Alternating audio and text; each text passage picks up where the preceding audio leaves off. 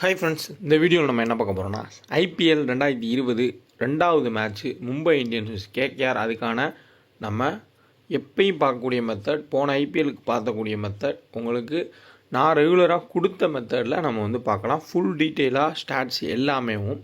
மறக்காமல் இந்த சேனலை சப்ஸ்கிரைப் பண்ணிக்கோங்க. இந்த சேனல் நத்திங் லைக் ஸ்போர்ட்ஸுக்கு டெலகிராமும் இருக்குது, அதில் கிளிக் பண்ணி ஜாயின் பண்ணிக்கோங்க. எனக்கு இருக்கக்கூடிய ஒரே சேனல் இது மட்டும்தான். மற்ற எந்த சேனலுக்கும் எதுக்கும் எனக்கும் சம்மந்தமே கிடையாது. So my only channel nothing like sports தான். இதில் தான் இனிமேல் நம்ம பழைய மாதிரி ஃபுல் டீட்டெயிலாக நம்ம பார்க்க போகிறோம். ஸோ மறக்காமல் சேனலை சப்ஸ்கிரைப் பண்ணிக்கோங்க, வீடியோ லைக் பண்ணிக்கோங்க, டெலகிராமில் ஜாயின் பண்ணிக்கோங்க. மறுபடியும் ரீஸ்டார்ட் பண்ணி எல்லாத்தையும் கொண்டு போயிட்டுருக்கேன். ஸோ அதனால் ஃபாலோ பண்ணிக்கோங்க, சப்போர்ட் பண்ணிக்கோங்க. அதுக்கு முன்னாடி நம்ம ஜம்போ ஆப் பற்றி பார்த்துடலாம். ஸோ லாஸ்ட் 5-6 மந்த்ஸாக சூப்பராக போயிட்டுருக்கு. ப்ளே ஃபார் ஃப்ரீ தான். பெரிய ஆப்ஸில் எப்படி ஃப்ரீயாக கொடுக்குறாங்களோ அதே கான்செப்ட் தான். நீங்கள் இந்த கான்செப்டை புரிஞ்சுக்கிட்டிங்கன்னா உங்களுக்கு ஈஸியாக இருக்கும். நீங்கள் அமௌண்ட்டை இது பண்ணிவிட்டு உங்களுக்கு தேவையான பொருட்களை வாங்கிடுவீங்க. அந்த அமௌண்ட்டுக்கு ஃப்ரீயாக டோக்கன் கொடுப்பாங்க. அதை யூஸ் பண்ணி நீங்கள் ப்ளே பண்ணிக்கலாம். ஸோ இதில் உங்களுக்கு பெனிஃபிட்ஸ்னு பார்த்தீங்கன்னா, மெயில் பண்ணிங்கன்னா உடனே உங்களுக்கு அவங்க ரிப்ளை பண்ணுவாங்க. அதேமாதிரி நோ மணி லாஸ் ஆப்பு. சேம் டைம் RBI அப்ரூவ்டு இருக்குது. அதேமாதிரி உங்களுக்கு வித்ராவும் டிஜிகோல்டாக தான் வரும். டெபாசிட் பண்ணுறப்பையும் ஷாப்பிங் ஆப்புக்கு டெபாசிட் மாதிரி தான் போகும். ஏன்னா இது ஒரு ஷாப்பிங் ஆப் தான், அதையும் புரிஞ்சுக்கோங்க. ஸோ இன்ஸ்டால் பண்ணிக்கோங்க. டிஸ்கிரிப்ஷன் லிங்க் இருக்குது, டெலகிராமில் லிங்க் இருக்குது. ஒன் ஆஃப் த இப்போதைக்கு இருக்கக்கூடிய சேஃபஸ்ட்டு ப்ராப்பரான ஒரே ஆப் ஜம்போ மட்டுமே. மறக்காமல் பயன்படுத்திக்கோங்க. Double option. இதில் உங்களுக்கு ப்ளே ஃபார் ஃப்ரீ மாதிரி தான் வரும். நீங்கள் அமௌண்ட்டை போட்டு நீங்கள் டாப்அப் பண்ணி பொருளை வாங்கிக்குவீங்க. அந்த அமௌண்ட்டுக்கு அதே அமௌண்ட்டுக்கு உங்களுக்கு டோக்கன் கொடுப்பாங்க. என்டர்டைன்மெண்ட்டுக்கு நீங்கள் ப்ளே பண்ணி வின் பண்ணிங்கன்னா நீங்கள் வித்ரா எடுத்துப்பீங்க. சூப்பராக இருக்கும். கண்டிப்பாக யூஸ் பண்ணிக்கோங்க. டிஸ்கிரிப்ஷன் டெலகிராமில் லிங்க் இருக்கும், பயன்படுத்திக்கோங்க. Mumbai Indians Kolkata Knight Riders second match ஐபிஎல்லோட 2026 ஐபிஎல்லில் ரெண்டாவது போட்டி. எப்போவுமே ஐபிஎல் ஸ்டார்ட் ஆனோடனே நமக்கு தெரியும் 7:30க்கு மேட்ச் ஸ்டார்ட் ஆகும். அப்புறமா 2 மேட்ச்ன்றது இருக்கும், 3:30, 7:30. ஆனால் இந்த ஐபிஎல்லில் கொஞ்சம் டிஃப்ரெண்ட்டாக மாற்றிருக்காங்க. அதனால் ஃபஸ்ட்டு 2 நாளுமே 2 போட்டிகள் மட்டுமே. இன்னொன்று நான் சொல்லிடுறேன், ஐபிஎல் நடக்கிறப்போ பிஎஸ்எல்லும் உள்ளே வருது. ஸோ அவங்களும் டீமை எக்ஸ்டெண்ட் பண்ணி அதிகமான மேட்சஸை நடத்துகிறாங்க. இந்த டைமு ஓரளவுக்கு ஈக்குவலாக நிறையா ஃபாரின் பிளேயர்ஸு, ஸ்டார் பிளேயர்ஸ் அங்கேயும் இருக்காங்க. விருப்பம் உள்ளவங்க அதையும் இது பண்ணுங்கள், ப்ளே பண்ணிக்கோங்க. பட் ஆனால் நம்மளால் ஃபுல் அண்ட் ஃபுல் அதுக்கும் வீடியோன்றது போஸ்ட் பண்ண முடியாது. ஸோ ஐபிஎலுக்கு மட்டும் நம்ம கவர் பண்ணலாம். மார்ச் 29 7:30க்கு வான்கடே ஸ்டேடியமில் நடக்கக்கூடிய மேட்ச் தான் ரெண்டாவது போட்டி. கேகேஆரும் மும்பையும். நம்ம காமனாக எடுத்துக்கிட்டாலே கேகேஆர் மும்பைன்னு பார்த்தோம்னா, ஸோ நான் எம்ஐ ஃபேன் இல்லை, பொதுவாக சொல்கிறேன். இப்போ கேகேஆர் எம்ஐன்னு எடுத்துக்கிட்டாலே நம்ம மும்பை தான் ஜெயிப்பாங்க அப்படின்ற நம்ம ஒரு கான்செப்ட்டுக்கு ஈஸியாக வந்துடுவோம். ஆனால் கேகேஆர் இந்த டைம் அவங்களோட டீமே ரொம்ப டிஃப்ரெண்ட்டாக இருக்குது. ஹிட் ஆர் ஃப்ளாப் டீம்ன்ற மாதிரி எடுத்து வச்சுருக்காங்க. கிளிக் ஆச்சு அப்படின்னா யார் எப்படி அடிப்பானே தெரியாது. அந்த மாதிரி ஒரு டீம் தான் அவங்களுக்கு அமைஞ்சிருக்கு.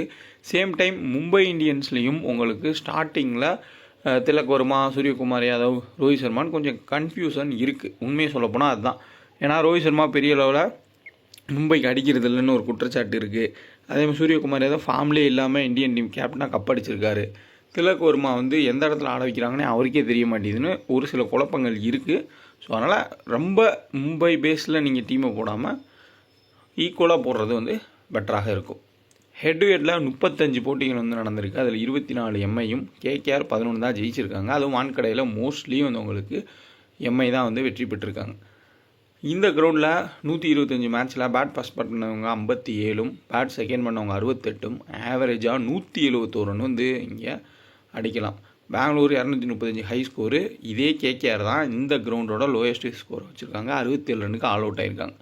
ஸோ போன சீசன் நடந்த ஒரு மேட்சோட ஸ்கோர் கார்டு பார்த்தாலுமே கேகேஆர் அவ்வளோ சிறப்பாக ஆடலை மும்பைக்கு எதிராக. சேம் வான்கடையில் இந்த டைம் கொஞ்சம் ஸ்குவாட்லாம் மாற்றிருக்கிறதுனால நம்ம கொஞ்சம் எதிர்பார்ப்போம். பட் ஈக்குவலாக கொஞ்சம் டீமை போடுங்கன்னு ஏன் சொல்கிறேன்னா, ப்ராக்டிக்ஸ் மேட்ச்சில் பயங்கரமாக கேகேஆர் ஆடிருக்காங்க. நல்லாவே பெர்ஃபார்ம் பண்ணியிருக்காங்க. அவங்களோட ஃபாரின் பிளேயர்ஸ் எல்லாமே ரகுவன்ஷி, அதுக்கப்புறம் ரஹானே தான் கீ பிளேயர்ஸாக இருக்காங்க. சேம் எந்த மாதிரி ஒரு பிளேயிங் லெவனில் அவங்க ஆட வைக்க போகிறாங்கன்ற மாதிரியே ஒரு ப்ராக்டிக்ஸ் மேட்ச் நடந்துச்சு. அதை பார்த்தாலே நம்ம பிளேயிங் 12 நம்ம கெஸ் பண்ணிக்கலாம். பிச் ரிப்போர்ட்டு வான்கடை மைதானத்தில் மெதுவாக பேட்டிற்கு சாதகமான களம். ஸோ இங்கு நன்றாக பேட்டிற்கு வரும். ஸோ நீங்களே படிங்க, டக்குன்னு படிக்கிறப்ப தப்பாக வருது. அதே மாதிரி டியூ ஃபேக்டர் வரப்போ உங்களுக்கு தெரியும், ரெண்டாவது பாதியில் பந்து போடுறது கொஞ்சம் சிரமமாக இருக்கும். ஸோ வேகப்பந்து வீச்சாளர் ஆரம்ப ஓவர்களில் வேகப்பந்து வீச்சாளர் ஓரளவிற்கு ஸ்விங் கிடைக்கும். ஸோ அது எல்லாத்துக்கும் தெரிஞ்சது தான். ட்ரெண்ட் போல்ட்டு, அதுக்கப்புறம் தீபக் சகர், அந்த சைடில் முஜர் பானியா அவருமே நல்லா தான் ஸ்விங் பண்ணுவார். 10 ரன் ஆடுறாரா முஜர் பானியான்றதை பார்த்துக்கோங்க. ஸோ இது வந்து தமிழில் எடுத்துருக்கேன், ஸோ கொஞ்சம் பார்த்துக்கோங்க. பிச் ரிப்போர்ட்டை பொறுத்தவரை எப்போயுமே ஸ்விங்குன்றது வான்கடையில் இருக்கும். So flat batting track, average 178, high scoring, pace spin domination. So both pacers and spinners take 27 each wickets last 5 மேட்சஸில். ஸோ 5 மேட்சஸில் ஈக்குவலாக தான் வந்து விக்கெட்டை எடுத்திருக்காங்க. ஸோ மிடில் ஓவர்ஸில் ஸ்பின்னர்ஸ்க்கு இருக்கும். இப்போ நிறைய லெஃப்ட் ஹேண்டராக வராங்க அப்படின்னா ஆஃப் ஸ்பின்ன்ற ஸ்ட்ராட்டஜியும், ரைட் ஹேண்டர்ஸாக வரப்போ ஆர்த்தடாக்ஸு லெஃப்ட் ஆம் ஆர்த்தடாக்ஸுன்ற ஸ்ட்ராட்டஜியில் மூவ் பண்ணுவாங்க. ஸோ இப்போ நம்ம பிளேயிங் நோட் பார்ப்போம். இதில் லெஃப்ட் ரைட்டுன்றதை பிரிச்சுக்கலாம். அப்போ தான் நமக்கு ஒரு கிளாரிட்டின்றது கிடைக்கும். Quinton de Kock, Tilak Varma, Mitchell Santner 3 பேர் தான் வந்து லெஃப்ட்டு. சப்போஸ் வில் ஜாக்ஸ் ஆடலை, ரூதர்ஃபோர்டு ஆடுறாரு அப்படின்னா உங்களுக்கு 4 லெஃப்ட் ஹேண்டராக எம்ஐயில் மாறுவாங்க. மற்றபடி இதான் வந்து இவங்களோட செட்டப்பாக இருக்கும். பிளேயிங் 12 மோஸ்ட்லி வந்து இதான் வந்து பிளேயிங் 12ஆக இருக்கும். வெயிட் பண்ணி நம்ம வந்து பார்ப்போம். சேம் டைம் இங்கே தேஜஸ்வி சிங்குன்னு ஒரு பிளேயர் வந்து அங்கே இருக்கார். அந்த இடத்துல உங்களுக்கு ராகுல் திரிபாதி ஆடலாம். அப்படி ஆடினார்னா 10 ரனாக்கு பதிலாக இங்கே முஜர் பானி ஆடலாம். சப்போஸ் 10 ரனாவும் ஆடலை, முஜர் பானி ஆடலை, கார்த்திக் தியாகி ஆட வச்சாங்க அப்படின்னா உங்களுக்கு மேலே ஃபின்னாலனும் சைஃப்ரட்டும் ஆடுவாங்க டாப்பில். ஆனால் அப்படி காம்பினேஷன் மாறும், வாய்ப்பு ரொம்ப ரொம்ப குறைவு தான். மேபி இந்த தேஜஸ்வி சிங்குக்கு பதிலாக அந்த இடத்துல ராகுல் திரிபாதியும் 10 ரனாக்கு பதிலாக முஜர் பானியும் வந்து ஆடலாம். அப்போது உங்களுக்கு சப்போஸ் இங்கே 4 லெஃப்ட் ஹேண்டர் ஆகிட்டாங்க அப்படின்னா உங்களுக்கு மெயின் வருண் சக்கரவர்த்தியும் சுனில் நரேன் தான். அதில் நரேனும் லெஃப்ட் ஹேண்டர் இருந்தாலும் இல்லாட்டியும் அவர் 4 ஓவர்ஸை முடிச்சிருவார். அதே மாதிரி உங்களுக்கு வருண் சக்கரவர்த்தி சேம் தான். இன்னொன்று, எவ்ரி சீசன் வந்து உங்களுக்கு சுனில் நரேனை மேலே அனுப்பி ப்ரொமோட் பண்ணி ஆட வைப்பாங்க. இந்த டைம் வாய்ப்பு ரொம்பவுமே குறைவாக தான் இருக்கும். காரணம், உங்களுக்கு ரகுவன்ஷி மேலே ஆடணும்னு பார்க்குறாரு, ரிங்கு சிங்க்கும் பேட்டிங் கிடைக்கணும். அதுமாதிரி கேமரன் க்ரீனு, அஜங்கியா ரஹானே பவர் பிளேயில் அடித்தாதான். ஃபின்னாலனும் வந்து தரமான ஒரு ஓப்பனர்ன்றதுனால நரேன் கீழே வந்து ஆடிட்டு மெயின் பவுலர் ஆடுறதுக்கான சான்ஸ் வந்து இருக்கலாம். ஆன் டைமில் பார்த்துக்கோங்க. இல்லை நரேன் போய் 2 பால் அவுட் ஆனாலும் 2 6 அடிச்சுட்டு அவுட் ஆகட்டும்னு அனுப்பிச்சி விடலாம். வெயிட் பண்ணி நம்ம பார்ப்போம். இங்கே உங்களுக்கு லெஃப்ட் ஹேண்டர் கேட்டகரியில் நம்ம பார்த்தோம்னா நரேனை மேலே அனுப்பிச்சா தான் வந்து அவங்க டாப்லேயே 2 லெஃப்ட் ஹேண்டர் வருவாங்க, ரிங்குவும் நரேனும். ஸோ அப்படி நரேன் அனுப்பலைன்னா ஃபுல்லாக ரைட் ஹேண்டர்ஸாக வந்து அப்புறம் ரிங்கு வர மாதிரி இருக்கும். அதுக்கப்புறம் ரமன்தீப்பும் உங்களுக்கு ரைட் ஹேண்டராக தான் இருப்பார். அப்போது கண்டிப்பாக ரைட் ஹேண்டர் அதிகமாக இருந்தால் மிச்சல் சாண்டனரோட பவுலிங் எஃபெக்டிவாக இருக்கும். Same time Will Jacks bowl பண்ணுறதுக்கான வாய்ப்புகள் கிடையாது ஆடினார்னா. அப்போ வில் ஜாக்ஸை பெஞ்சில் வச்சு ரூதர்ஃபோர்டை இம்பேக்ட் சப்பா கொண்டு வந்தாங்கன்னா, ரூதர்ஃபோர்டு எப்போயுமே சேசிங்கில் நல்லாவே ஆடிருக்காரு. ஐபிஎல்லை பொறுத்தவரை ஜிடியில் இருந்தப்பையும் அவர் இம்பேக்ட் பிளேயரை வந்தாலே. ஸோ பார்த்துக்கங்க இம்பேக்ட் பிளேயர் யார் வந்து வராங்க அப்படின்றத. இனிஷியல் ஓவர்ஸில் ட்ரெண்ட் போல் தான் வந்து பவர் பிளேயில் மூவ் பண்ணுவார். அவர் போடக்கூடிய ஸ்விங்கு, அதேமாதிரி தீபக் சகர் போடக்கூடிய ஸ்விங்குக்கு நிறைய நாடுனா தாக்கு பிடிக்கிறது ரொம்ப கஷ்டம். ஃபின்னாலனுமே high quality swing, high quality இதை வந்து ஆட மாட்டார். எப்படியோ அந்த ஸ்விங்குக்கு ஏற்ற மாதிரி பால் வர்ற போக்கில் அவர் பேட்டை விட்டு ஒரு 6 4 அடிப்பதை தவிர்த்து ஸ்டெடியாக ஆடி பெரிய இன்னிங்ஸ் ஆடுறது ரொம்பவுமே கஷ்டமாக இருக்கும். அஜங்கியா ரஹானே பழக்கப்பட்ட ஒரு கிரவுண்டு, நல்ல எக்ஸ்பீரியன்ஸ் இருக்குது. அதேமாதிரி ரகுவன்ஷி நல்ல ஒரு பெர்ஃபார்மன்ஸ் கொடுத்துட்ருக்காரு. விக்கெட் கீப்பிங் அவரை நிற்க வச்சாங்கன்னா அதுலேயும் அவருக்கு பாயிண்ட்ஸ் கிடைக்கும். கேமரன் க்ரீன் பவுலிங் போட்டாலும் போடலாம், 1 ஓவர் 2 ஓவர். பேட்டிங்குமே இந்த கிரவுண்டில் அவருக்கு எக்ஸ்பீரியன்ஸ் இருக்குது. ஸோ கீன்னு பார்த்தோம்னா எனக்கு தெரிஞ்ச அஜங்கியா ரஹானே, ரகுவன்ஷி, கேமரன் க்ரீன் ரொம்பவுமே பெட்டரான ஒரு ஆப்ஷன்ஸாக இருப்பாங்க. ரிங்குவோட ஸ்டார்ட்ஸ் ரொம்ப போராதாக இருக்குது. மேபி சேசிங்கில் வேணால் நீங்கள் ஒரு சில டீம்ஸில் ட்ரை பண்ணலாம். ரமன்தீப் பெரிய அளவு ஃபார்மில் இல்லை. நரேன், வருண் சக்கரவர்த்தி கண்டிப்பாக மினிமம் 1 விக்கெட்டாக எடுத்துருவாங்க. பேட்டிங் வந்தாலும் ஒரு 10 ரன் வந்து நரேனால் அடிக்க முடியும். உம்ரான் மாலிக் எந்த அளவுக்கு ஃபார்மில் திரும்பி போடுவார், முன்னாடி எஸ்ஆர்ஹெச்சில் இந்த மாதிரி விக்கெட் எடுப்பாரா அப்படின்றத நம்ம வெயிட் பண்ணி தான் பார்க்கணும். வைபவ் அரோரா, இங்கே உங்களுக்கு குவிண்டன் டிகாக்கு, ரோஹித் சர்மா வந்து ஓப்பன் பண்ணுவாங்க உறுதியாக. அதில் 2 பேருமே கொஞ்சம் ஸ்விங்குக்கு தடுமாறி தான் ஆடிட்டுருக்காங்க. குவிண்டன் டிகாக்குமே வேர்ல்டு கப்பில் பெரிய அளவில் நல்ல பர்ஃபார்மன்ஸ் இல்லை. ஸோ பிச் ரிப்போர்ட் படி நீங்கள் பக்காவாக போனீங்க அப்படின்னா வைபவ் அரோராவை அந்த ஸ்விங் கான்செப்ட்டுக்கு நம்ம பவர் பிளேயில் எடுக்கணும். முஜர் பானி ஆடுறதுக்கான வாய்ப்பு இருக்கும் 10 ரனாக்கு பதிலாக. ஸோ டிகாக், ரோஹித் சர்மாவில் யாராவது ஒரு ஆள் வைபவ் அரோராக்கோ இல்லை முஜர் பானிக்கோ அவுட் ஆகிறதுக்கு எல்லா சான்ஸுமே இருக்குது. அதேமாதிரி ஃபின்னாலனும் நரேன் ஓப்பன் பண்ணால் ட்ரெண்ட் போல்ட்டும் அதுக்கப்புறம் தீபக் சகரும் விக்கெட் எடுக்கான நிறையா வாய்ப்புகள்ன்றது இருக்கும். மிடில் ஓவர்ஸில் மிச்சல் சாண்டனர் கீ, இங்கே உங்களுக்கு நரேனும் வருணும் கீயாக இருப்பாங்க. இந்த குறிப்பிட்ட பிளேயர்ஸ்குள்ளே போகலாம். பும்ரா டெத்தில் போட்டு மினிமம் ஃபஸ்ட் பவுல் பண்ணால் 1 விக்கெட்டும், செகண்ட் பவுல் பண்ணால் 2 விக்கெட்டுக்கு மேலே எடுப்பார். ஹார்திக் பாண்டியா உங்களுக்கு 2 ஓவர் வரையும் பவுல் பண்ணுவார், மேலேயும் பவுல் பண்ணலாம். பேட்டிங்கும் தேவைப்பட்டால் எந்த இடத்துல வேணால் ஹார்திக் பாண்டியா ஆடுவார். ஸோ சேஃப் கேப்டன் உங்களுக்கு ஹார்திக் பாண்டியா தான். அடுத்து 2வது ஆப்ஷனாக உங்களுக்கு நரேனும், 3வது ஆப்ஷனாக கேமரன் க்ரீனையும் எடுத்துக்கோங்க.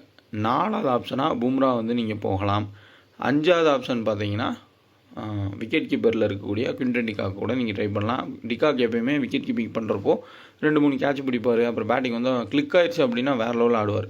ஸோ எம்ஐயில் இருக்கப்போ குவிண்டன் டிகாக் எப்படி ஆடுவார்னு எல்லாத்துக்குமே தெரியும். அப்புறம் வேறு டீம் போய் தான் கொஞ்சம் டவுன் ஆனார். ஸோ அதையும் நம்ம பார்க்கணும்.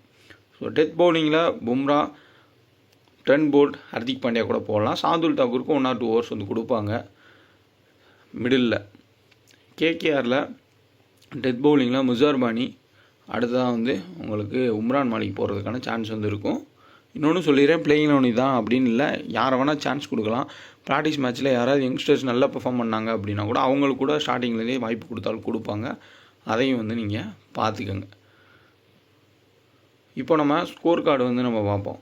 ஸ்கோர் கார்டில் 2025-24 2க்கான ஸ்கோர் கார்டு எடுத்திருக்கேன். இதில் சும்மா பார்த்துக்கோங்க. போன வருஷம் நடந்ததில் அஸ்வினி குமார் 4 விக்கெட் எடுத்திருக்காரு. தீபக் சவர் 2 விக்கெட் எடுத்திருக்காரு கேகேஆருக்கு எதிராக. ரமன்தீப் 12, ரகுவன்ஷி தான் அப்பயும் ஓரளவுக்கு டீசென்ட் ஆடி இருக்காரு. இப்பயும் ப்ராக்டிஸ் மேட்ச்சில் நல்ல பெர்ஃபார்மன்ஸ் கொடுத்துருக்காரு ரகுவன்ஷி. ரிக்கில்டன் கிடையாது, அவருக்கு பதிலாக டிகாக தான் ஆட வைப்பாங்க. சூரியகுமார் இதை நல்லா பெர்ஃபார்மன்ஸ் பண்ணியிருக்காரு. ரசல் இருந்தார், பட் இப்போது இல்லை, அவர் கோச் மாதிரி ஆகிட்டார். சேம் டைம் அதுக்கு முன்னாடி நடந்த மும்பை கேகேஆர் மேட்ச் பார்த்தோம்னா அதுலேயும் சூரியகுமார் யாதவ் 56 அடிச்சிருக்காரு. ஸோ சூரியகுமார் யாதவ் போன ஐபிஎல், அதுக்கு முன்னாடி ஐபிஎல் ஃபுல்லாக அடிச்சிட்டே தான் இருந்தார். இப்போ ரீசெண்ட் டைம்ஸில் கொஞ்சம் புவர் ஃபார்மில் தான் இருக்கார். அதையும் நம்ம பார்க்கணும். ஸோ வான்கடையில் நடந்த ஐபிஎல், லாஸ்ட் சீசன் ஐபிஎல்கான ஸ்கோர் கார்ட்ஸ் தான். இதை பாருங்கள். ஒரு குறிப்பிட்ட ஒரு 6 மேட்ச் எடுத்திருக்கேன். Mi 155, 8 wicket, 147, 7 wicket. ஜிடி அப்புறம் 180 அடிச்சிருக்காங்க. டிசி 121 தான். மோஸ்ட்லி ஃபஸ்ட் பேட் பண்ணுற டீமு அதிகமாக வெற்றி பெற்றிருக்காங்க. அதையும் நம்ம நோட் பண்ணணும். ஃபஸ்ட் பேட் பண்ணி நல்ல ரன் அடிச்சிட்டாங்கன்னா செகண்ட் பவுல் பண்ணுறப்போ அந்த ஸ்விங் கிடைக்கும். அதில் கொஞ்சம் ஏர்லி விக்கெட்ஸ் போச்சுன்னா சேஸ் பண்ணுற டீம் திணறாங்க. இப்போது நம்ம ஸ்டாட்ஸை பார்த்தலாம் நம்மளோட ஓஜி மெத்தட் படி. ஸோ இதில் நீங்கள் பார்த்தீங்கன்னா உங்களுக்கு கிளியராக head to head venue stats கிடைக்கும். சேம் டைம் ரீசன்ட் ஃபார்மு, அப்புறம் அந்த பேட்டில்ஸை வச்சு நீங்கள் மூவ் பண்ணிக்கலாம். நரேனோட ஃபார்ம் பார்த்தோம்னா விக்கெட் மினிமம் 1 விக்கெட் எடுத்துருவார். சப்போஸ் ஓப்பனிங்கில் வராரு அப்படின்னா ஒரு 10 ரன் அடிக்க முடியும். ஓரளவுக்கு சேஃபான ஒரு ஆப்ஷன் தான். வென்யூவில் 15 விக்கெட் எடுத்திருக்காரு 16 மேட்ச்சில். இவரோட ஸ்டாண்டர்டுக்கு இது ரொம்ப குறைவு தான், இந்த கிரவுண்ட்லேயும் இந்த ஹெட் டு ஹெட்லேயும். ரஹானே 26 மேட்ச்சில் 723 ரன் அடிச்சிருக்காரு. 30 ரன் சராசரி. வென்யூவில் 35. நீங்கள் யோசிக்கலாம், ரஹானேவை நம்ம ட்ராப் பண்ணலாம், அவர் எப்படின்னா கொஞ்சம் தடுமாறுவார் அப்படின்னு. ஆனால் சப்போஸ் ரஹானேக்கு ஒரு கேட்சோ ஏதோ ஒன்று விட்டுறாங்க, இல்லை குயிக்காக அடிக்க ஆரம்பிச்சிட்டாருன்னா அவரோட கான்செப்டே 15 பாலில் ஒரு 40 ரன் அடிக்கணுன்ற கான்செப்டில் வராரு. அப்போ உங்களுக்கு ஃபேண்டசி பாயிண்ட்ஸ் எங்கேயோ போயிடும், 110, 120ன்னு போயிடும். கேட்ச் பிடிக்கிற இடத்துலையும் இருப்பார். அதையும் நீங்கள் யோசிக்கணும். ஸோ ஓரளவுக்கு ரஹானே பிக் பண்ணிக்கிறது பெட்டரு. ஜிஎல்ஸில் மெகா ஜிஎல்ஸில் நம்ம கேப்டன் போகலாம். ரகுவன்ஷி ஸோ 2 மேட்ச் ஆடிருக்காரு. ஹெட் டு ஹெட் 39, வென்யூலையும் 2 மேட்ச் 39. ரீசன்ட் ஃபார்ம் நல்லாயிருக்கு. கேமரன் க்ரீனு ஃபோட்டோ வைக்கலை. ஸோ கேகேஆரில் இருக்க மாதிரி அவர் ஃபோட்டோ கிடைக்கல, அதனால் வைக்கலை. வென்யூவில் 7 மேட்ச்சில் 229, 13 run average plus 4 wicket. Rinku சிங்கோட ஆவரேஜ் போராக தான் இருக்குது ஹெட் டு ஹெட் வென்யூவில். சேம் டைம் இப்போயும் வேர்ல்டு கப்பில் அவருக்கு வாய்ப்பு கிடைக்கல, பெஞ்சில் இருந்தார். அவர் வர ரோலுமே ரொம்ப டவுனில் வராரு. அவர் பேட்டை வீசி ஆகிற கட்டாயத்தில் வராரு. அது என்றைக்கோ ஒரு நாள் தான் கிளிக் ஆகுன்ற மாதிரி தான் இருக்குது. ரமன்தீப் சிங் ஹெட் டு ஹெட்டில் 3 மேட்ச்சில் 40, வென்யூவில் 4 மேட்ச்சில் 51. வருண் சக்கரவர்த்தி ஹெட் டு ஹெட்டில் 9 மேட்ச்சில் 9 விக்கெட்டு, வென்யூவில் 7 மேட்ச் 7 விக்கெட்டு. சுமாராக தான் இருக்குது, ஆனால் மினிமம் 1 விக்கெட்டு எடுத்துடுறாரு. இன்னொன்று, வருண் சக்கரவர்த்தி வேர்ல்டு கப்லையுமே மோஸ்ட்லி அடி வாங்கினார். அதை நம்ம ஒத்துக்கிட்டு தான் ஆகணும்.